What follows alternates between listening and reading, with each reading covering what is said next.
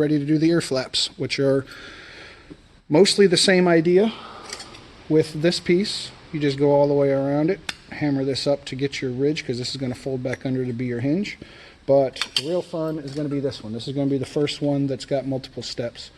So anyways, I'm going to turn that on just in a second. Alrighty. So now, same idea with these guys over here. Well, not the big hammer. Not the big one. Do the little guy.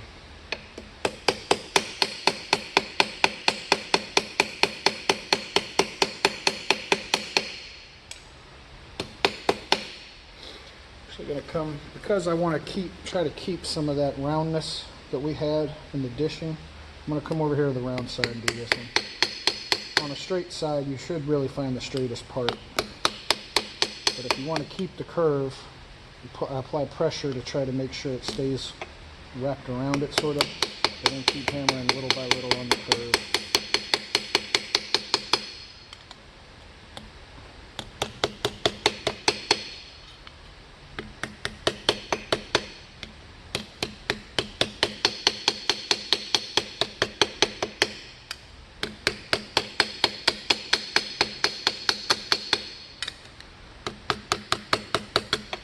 I say in the first pass, you really just want to establish your lines. You don't really need to take it very far at all. Just want to know where you're going to trace harder the next pass. And then you're going to turn your angle from not quite as flat to a little harder. Actually, that may not even be in frame, is it? So when you're hammering, to get that started, you want to keep it just slightly tilted. Then you're going to keep bringing it lower and lower each time you bring a pass. So now it's lower. You can actually see the line. I doubt the camera's going to get it, but as you establish the hard edge, you can actually see it form and the light changes on it. So it makes it easier to see your line each pass as well. That makes sense.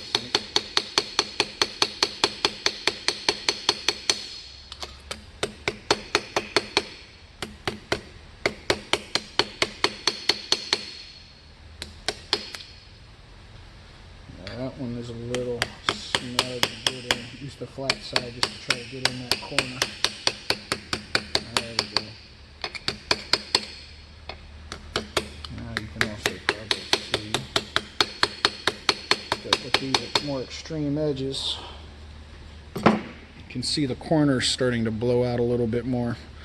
No big deal. Once again, just get rid of that.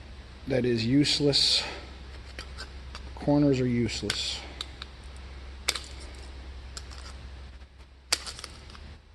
You could even cut them flat right across if you want, because as you keep hammering, it's going to bow out again, and then you'll get your point back. So get rid of all that. One more pass for this. That's all I think we need for that one. Again, you don't have to get an extreme flat edge. You can go flat, but the man himself doesn't go flat. He just keeps it tapered out. The man being Terry English, the original.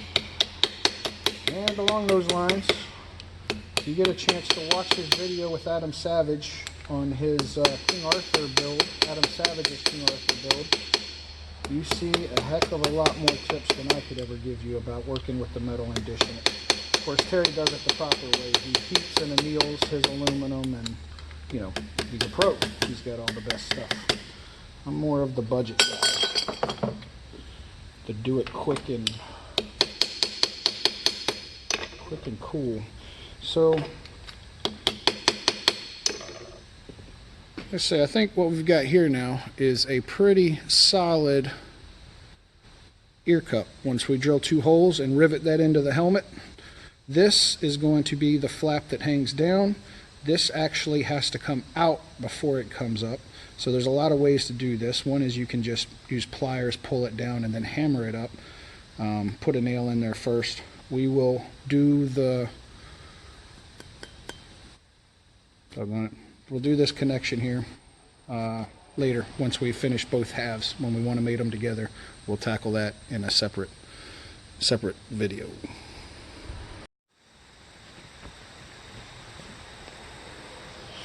Alrighty, it has been a while since I did one of these. We'll see how this goes. This bottom part of the ear flap is a unique piece because the bottom is raised up. So this area is going to need to come up while the top stays flat. Also, there will be 4 slots cut into it later. That's at the very end. We'll drill the holes and just Dremel out the 4 slots.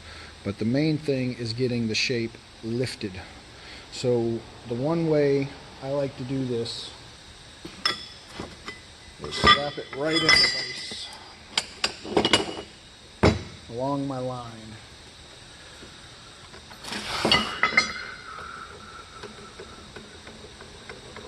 On the outside most edge, we are going to just clamp it. And you want to make sure you have the overhang here because, again, you're not trying to go the whole length of it. You only want to come to about a 1/2 inch from that top area there. And get it just a little below that line we marked. And then it's pretty simple. With a few gentle, nothing crazy whacks. If you want, you can come in with the little thing at the bottom to get a more focused glass, but you're not trying to get nuts just yet.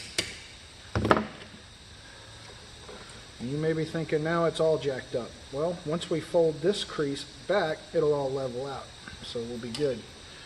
But for now, I'm going to do the opposite side, again setting it about 1/2 inch from the top because we don't want the top to crease at all. Nice and tight, and we get a nice straight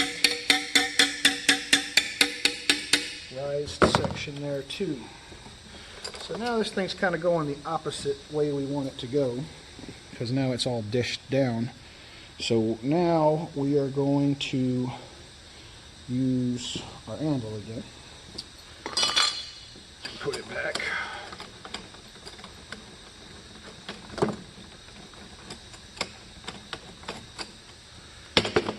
And we are going to hammer along the inside portion.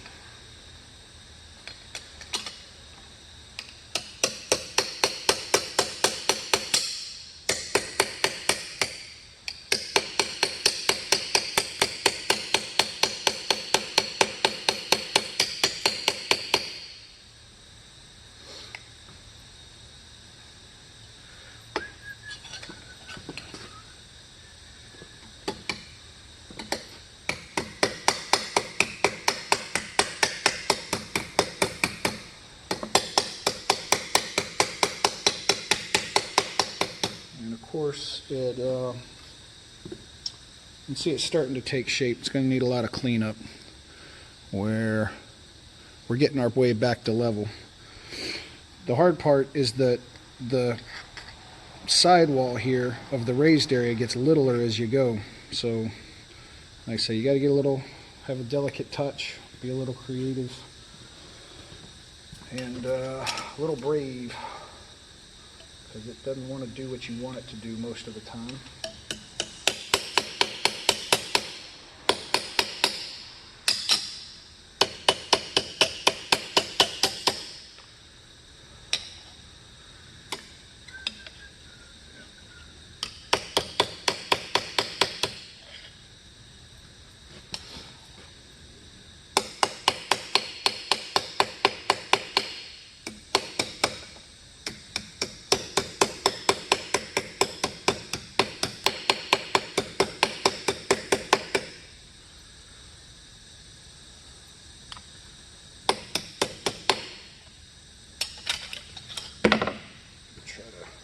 Assist it a little bit,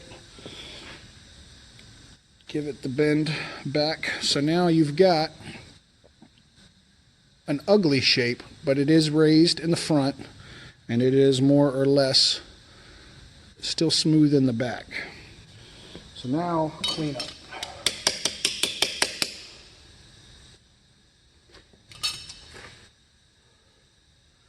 Which I believe I'm going to use one of our stakes.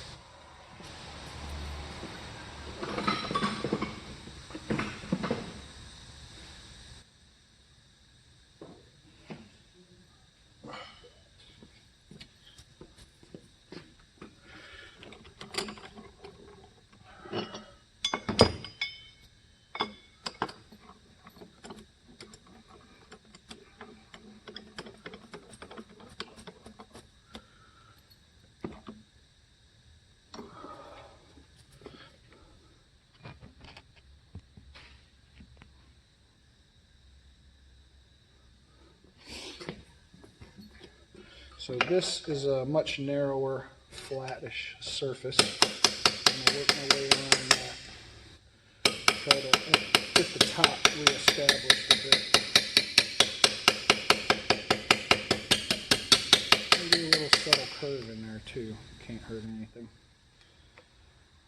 So, and don't forget, you can always work the other side. Especially on a sort of semi-complex shape.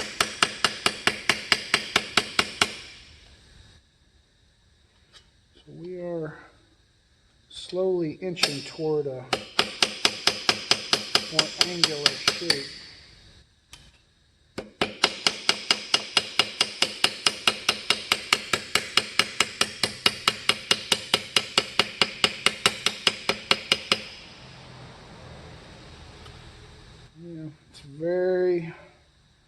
It is very subtle, and I don't know if I like it quite this subtle.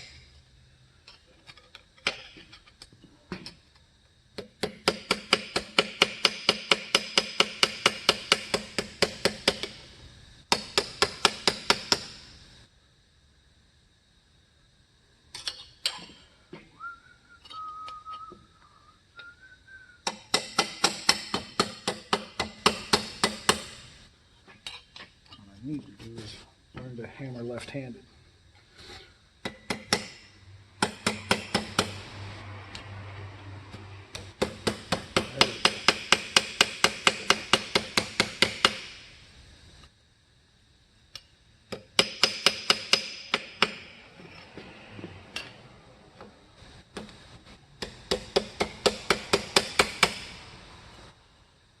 So now you can see a little better. It is now a much sharper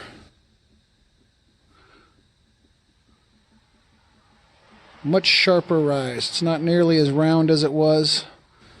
And yeah, I don't know. I personally would call this one just good enough. I'm not super proud of this one. I may try to redo it. If the other one, I'll videotape that too. If the other one turns out better, I will show you that one instead.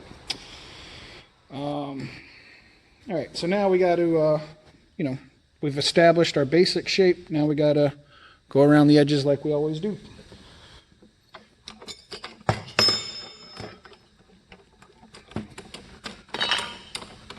Back to the anvil.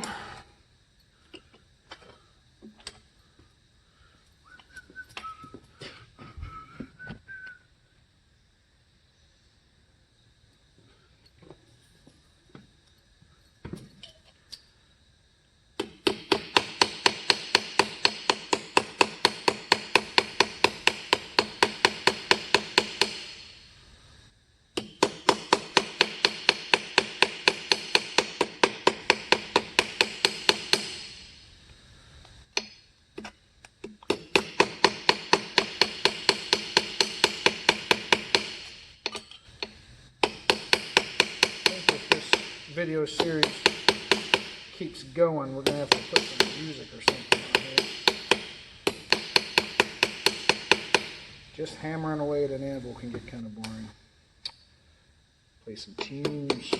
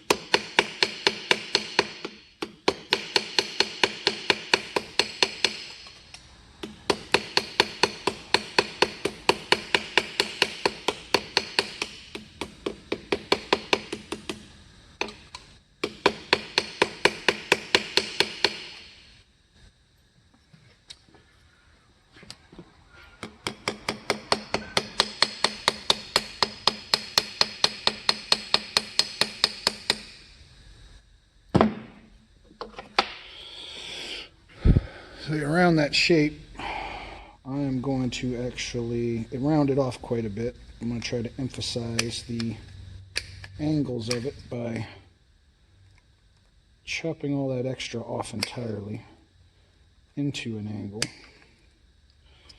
And actually, after that process, I'm not as unhappy with this one as I thought I was. I believe I'm going to be pretty pleased to slap this onto my helmet. So, give it a little bit of a curve with your hands, just because this is going to be riveted onto a ear defender, as they say, ear muff. Get casts of that. That's not a metal part that you can really make. If you don't find one of the originals from the 80s, and you're not content to use a modern close enough item, then you're going to want to track down either Spat at spatcave.com, or if you're in the UK, Chef's Creations. Both of those guys sell resin casts of the original ear defender that they used. And when you rivet that on there, like I say, it got off to a bit of a rough start, but I am actually pretty happy with this thing. Once we cut the slots in it and get the paint on it, that's going to do just fine. Alright, so next up is trying to get these pieces to swing free.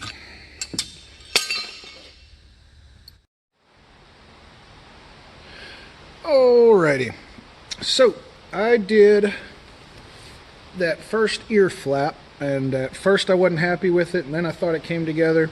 I decided I am going to go ahead and just do that second ear flap and show you guys a different way to do it.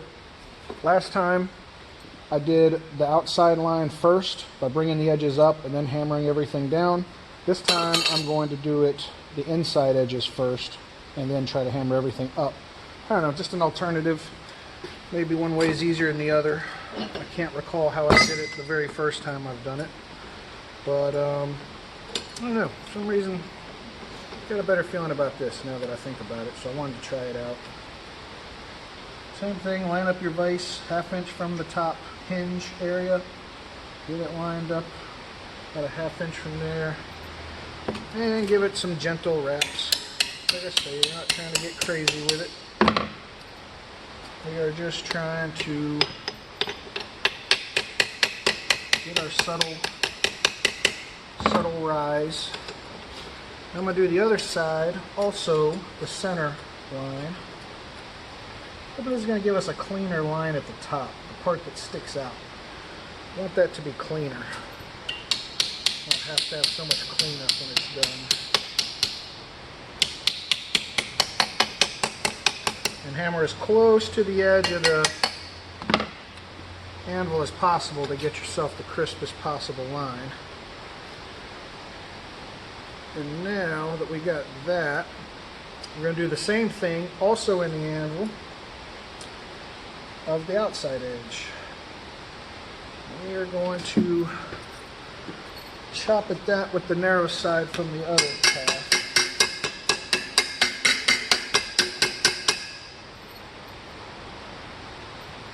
Yeah.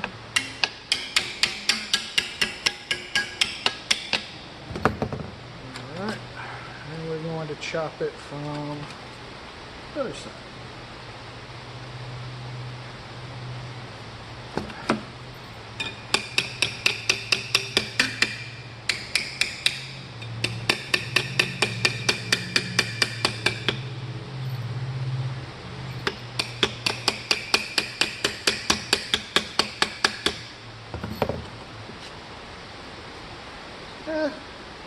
I don't know if it's better.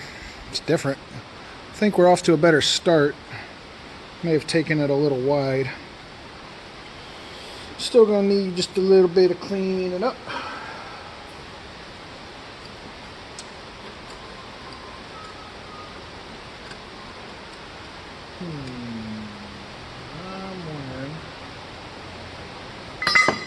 I'm going to use This is just a piece of flat bar that I have rounded off the bottom to be able to do that and smoothed out the top.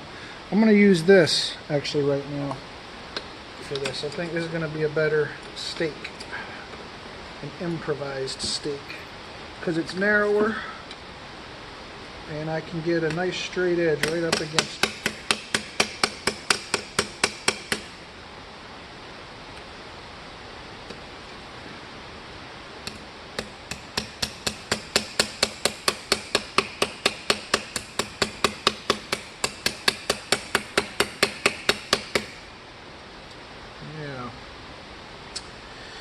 Yep, I think this is better than the other one, at least so far. Which I guess that's one of my other tips. If you don't like it, keep hammering. If you do like it, give it a few more hammers. It may even get better.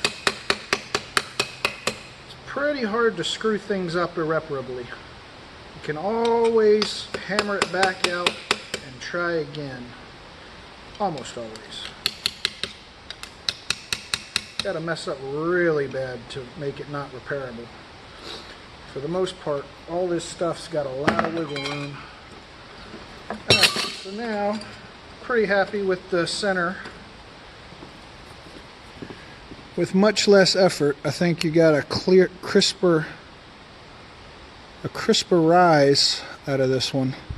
So maybe that is the preferred method. Whichever way you feel comfortable. That's the point of the story.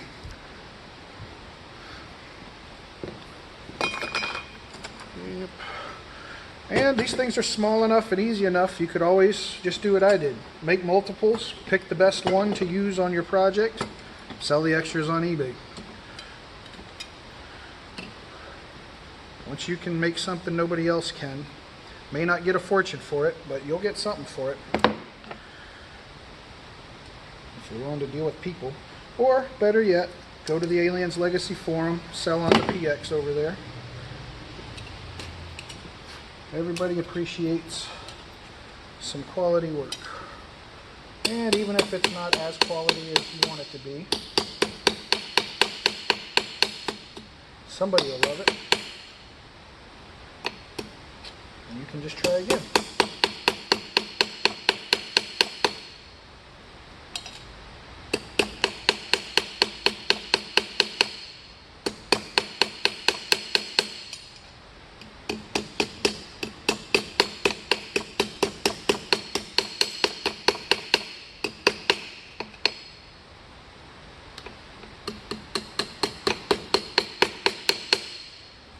Got a lot more of the lip hanging off of this one. I don't really like that part of it, but that's as easy as either tin snipping it or grinding it away.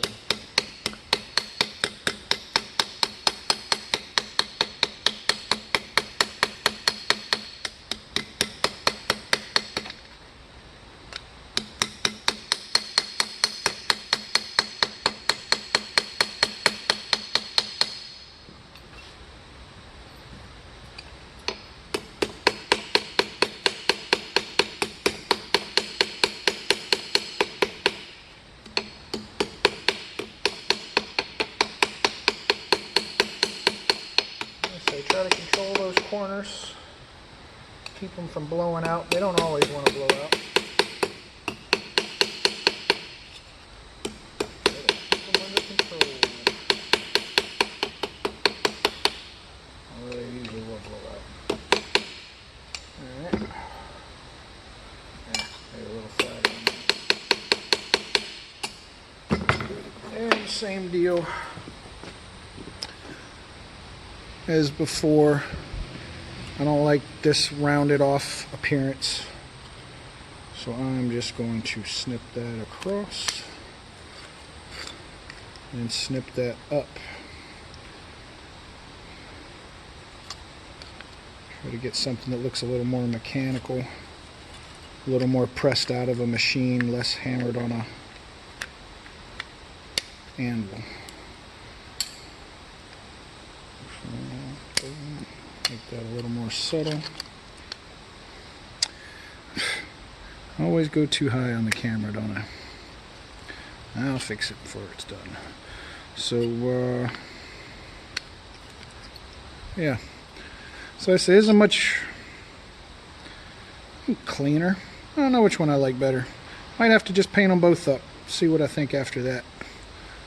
But yeah, so now this is definitely ready to make the hinge. So now we are going to try to make our hinges.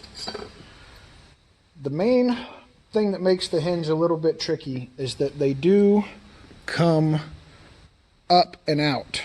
You can't just fold it back over and call it a day, because then your hinge is set in the lower half or right even with this, and to be more screen accurate, the hinge needs to be protruding out in both cases, not just so this needs to come out and around, not just folded back. If you want to just fold it back and you're not worried about that little screen accurate touch, it is crazy easy. Get some pliers or get this, hammer it back, leave a gap for a nail or a wire.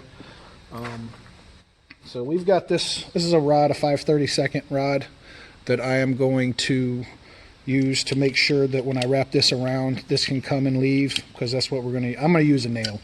I think Terry English always has like a piece of rod with a curled end to be able to pull it out. I just like jamming a nail in there because it's clean and secure. So handle that fly a little bit. That's going to get in my way. Well, I actually need a little bit more even than that. There we go. That should stay out of our way now on that side. Alright. So I'm going to try this two ways. One is you can just roll it back and then use a chisel to hammer it down, forcing it back up. Or the other way is you can just hammer it down first and then try to curl it back with it out. So like I said, I made two of these guys earlier. We're going to try it both ways. First one, I'm going to try rolling it back. Just like this. Just rolling it on back. Now, this is really way too long. We don't need that much tail coming back. And then we will just put this, we don't need the vise in this case, as long as you can see it. I'm going to go ahead and put it here right on the edge. And just hammer that down. As you get toward where it's going to be getting snug, stick your cable or your, not cable, stick your rod in there or your nail. Make sure that it doesn't close. So you don't want it to close. So now what we've got is that, which is not bad, but like I said, we got to bring it forward now. So the way we can do that is trying to put it on the edge and hammering it down like we did the other stuff, which actually works pretty well. If you look, that actually popped right out. That was easier than I thought it'd be. Cool. I'll try to make this hole not quite so big now. It popped out a little too good. So now I'm going to put that right on the edge. Leave that in there.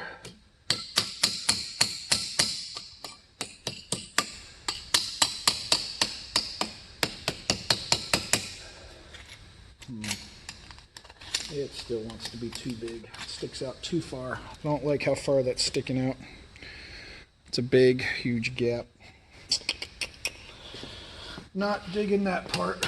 So back to the drawing board. Well, actually, if you just hammer it down just a tick, that's really not that bad. That may end up working out okay. I'm going to leave that one how it is for now.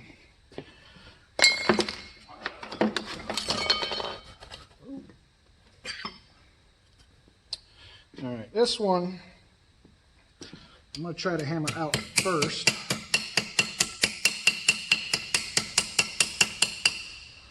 to get that forward lean that is screen accurate. And then I'm going to take it to here and then hammer that down.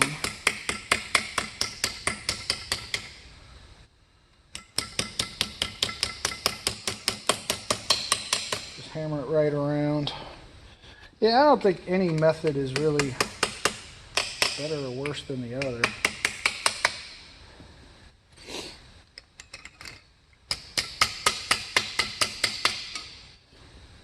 The main thing is just making sure you don't close it up too tight.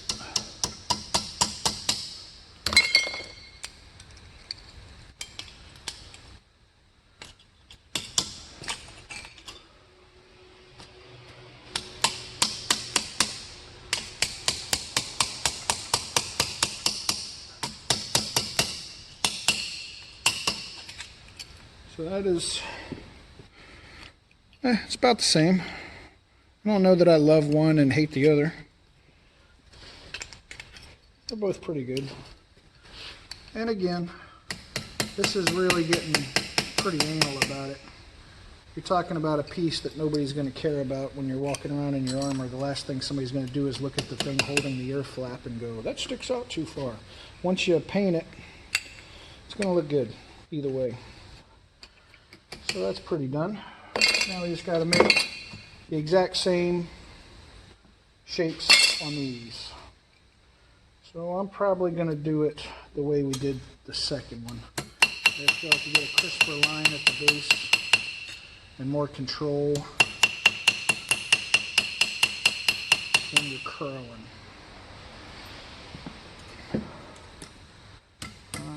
But do whatever you want. Going to be your armor after all, or your wall hanger, mannequin, display piece, whatever you guys do with armor. I am not anybody that's going to sit around with it.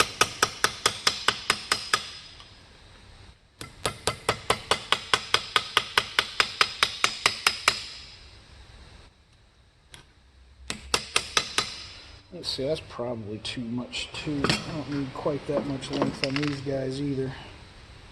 And if you get them too long, then they might risk the rivets making too big a gap for those. So you want to try to cut them pretty close to where you think you're going to need it, which in my experience is a little over a ½ inch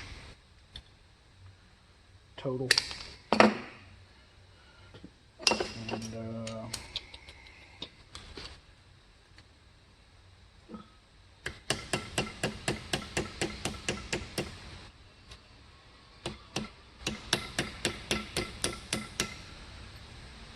maybe even a ½ inch might even be a hair much. But let's finish it off and find out.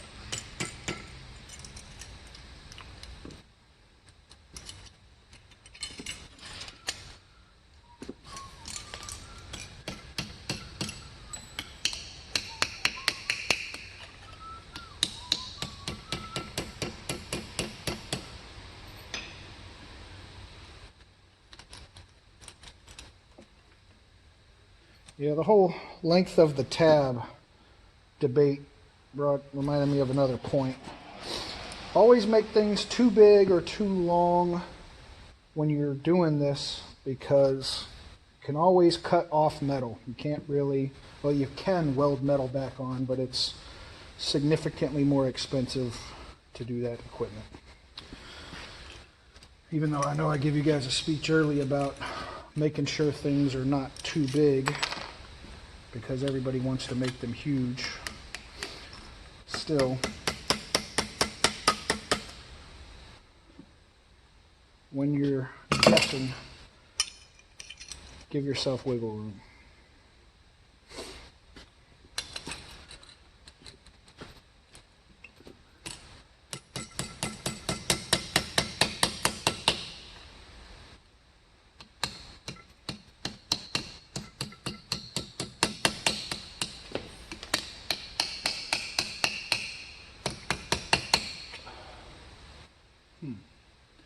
The one on the left came out excellent.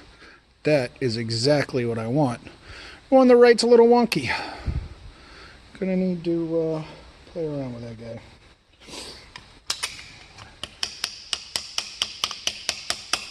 Like I say, like I keep saying, nothing to stop you from playing around with it forever. Just go till you feel satisfied in your looks, your accuracy, your comfort, whatever it is that's your priority. Just keep it going until you're happy. All right, that's a little better. Yeah. Now that thing is really in there tight now, which is actually not a bad thing. I much prefer the good snug look. So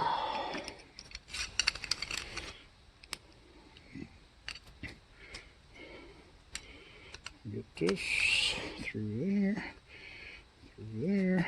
Really, this would go a lot easier if I had pliers on me. But there you go. You now have a perfectly functional, good-looking ear flap. And once you get your ear defender and you cut out your helmet holes, this sucker will rivet in nice. This is not too shabby. I'm pretty pleased with this one. Well, I'll go ahead and do the second one. Just because I made it, might as well finish it.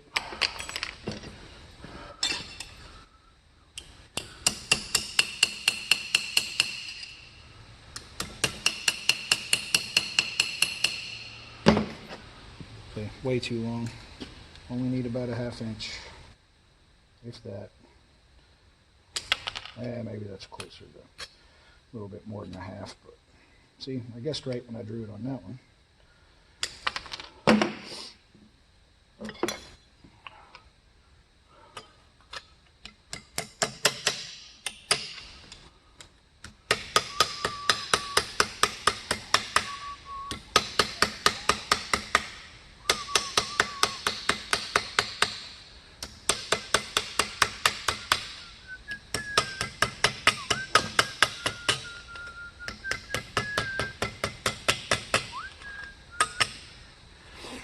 Actually, that's coming along nicely so far.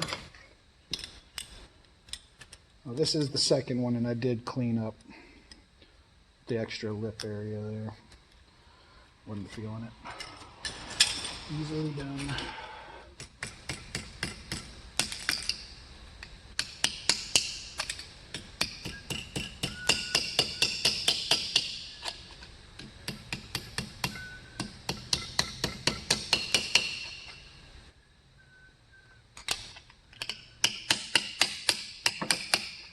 And once again, I ended up pretty good on the left and really flat and pointed on the right. I don't know why I keep doing that.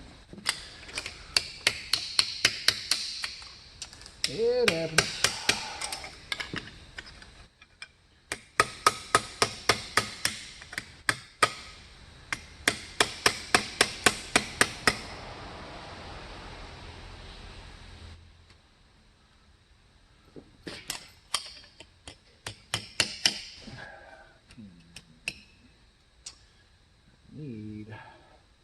See, what happened is this curled back, so it's touching that. So now when I hammer it, that's wedging against that and just making a point. I've got to get that up and over again so it can round off. Probably could use some needle nose pliers, or hell, maybe even a pocket knife. It's really not that hard. Like I said, aluminum, soft. As long as you've got strong hands, you'll be all right.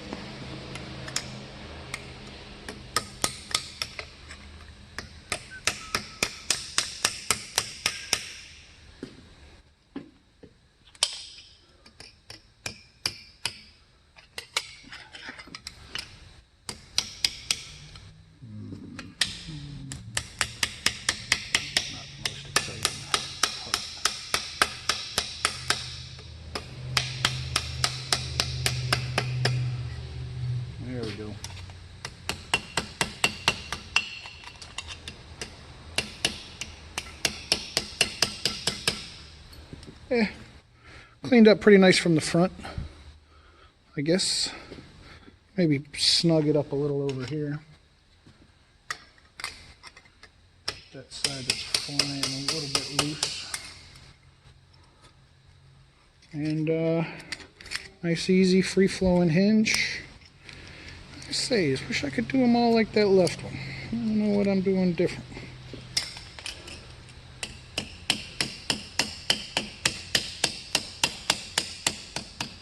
Sometimes it's just bad luck. But the way the metal was impacted before has changed the way it is now.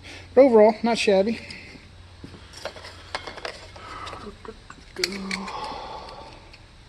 Oh, that one is that one's snug on that one.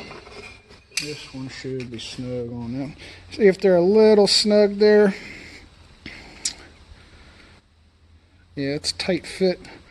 That's no problem. We're just going to get a nail file, you know, not fingernail file, you know, a file. Clean that up, clean up the inside, clean up these edges. So, you know, they do kind of spread a little bit. I have got to get my hands lower on the camera. So clean it up with a file, grinder, anything, and these will be working good. Because right now it's a little tight, but it still goes. If you want yours to be free flowing, it's pretty easy to do. So yeah. All right, next up, what are we going to do next? You may want to tackle the ab plates and rear tail plate, because those are pretty basic shapes on the outside. They have a fun little ridge down the middle, 3 rows, and I think I've got a fairly clever way to solve that, and I'll show you guys that next round. Have a good one.